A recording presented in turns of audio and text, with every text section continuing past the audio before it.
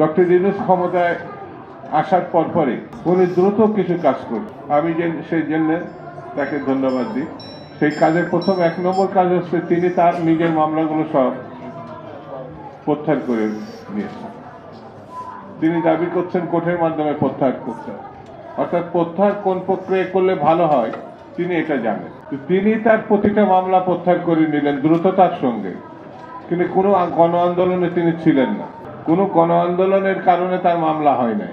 কিন্তু মামলা যে কারণেই হোক সেগুলো আর বলি না, তিনি দ্রুততার সঙ্গে প্রত্যাহার করে নিলেন। তার শাসন কালের মধ্যে তার ব্যবসায়িক প্রতিষ্ঠানে যে সমস্যা ছিল মামলা মোকদ্দমা সেগুলো প্রত্যাহার হয়ে গেছে, এবং তার প্রতিষ্ঠানে প্রায় 6 বছর কোনো কর দেওয়া লাগবে না। আমি এই জন্য তাকে ধন্যবাদ জানাই। নিজে বাঁচলে বাপের না, কথা আছে না? আপনি আপনারটা নিয়ে খুব উদ্গ্রীব, চিন্তিত, নিজের ভালো পাগলও বোঝে, এইটা আপনি এই পদ অনুসরণ করেছেন। 60 লক্ষ আসামি আছে, এই মামলা প্রত্যাহার করেন না আপনি। 2.5 লক্ষ মামলা আছে এই হাসিনা প্রত্যাহার করার জন্য, হাতিয়ার উৎখাত করেন, তাকে পতন ঘটান। এই যে আমার ডান পাশে বাম পাশে যারা আছে আমার সঙ্গে একাধিকবার জেলে তারা গেছে, একাধিক মামলা এখনো তাদের নামে আছে, এখনো তারা কোর্টে, আমি সহ কোর্টে যেতে হচ্ছে। আপনি এই জন্যে 1 মাসের ঘটনাকে আপনি উল্লেখ করেছেন এবং মাস্টার মাইন্ডও বানাইছেন। আপনার বিরুদ্ধে বলতে আমার খারাপ লাগছে, এই জন্যে আপনাকে এখনো ক্ষমতায় আমরাই রাখছি। এই দেশের সকল রাজনৈতিক দল, শ্রেণী পেশার মানুষ আপনাকে ক্ষমতায় রাখছে কিসের? তাদের সমর্থন।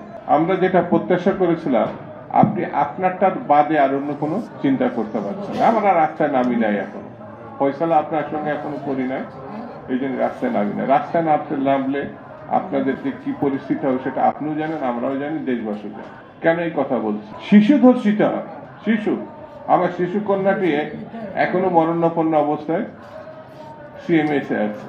রাস্তায় রাস্তায় যাকে খুশি সেখানে খুশি কুপাচ্ছে। এই জন্য কি গণঅভ্যুত্থান হয়েছে? এই জন্য কি আপনি রাষ্ট্র ক্ষমতায় এসেছেন? এখনো পর্যন্ত আপনি না পারলে ছেড়ে দেবেন। ছেড়ে দেওয়ার মূল কাজ হচ্ছে আপনি নির্বাচন দেবেন।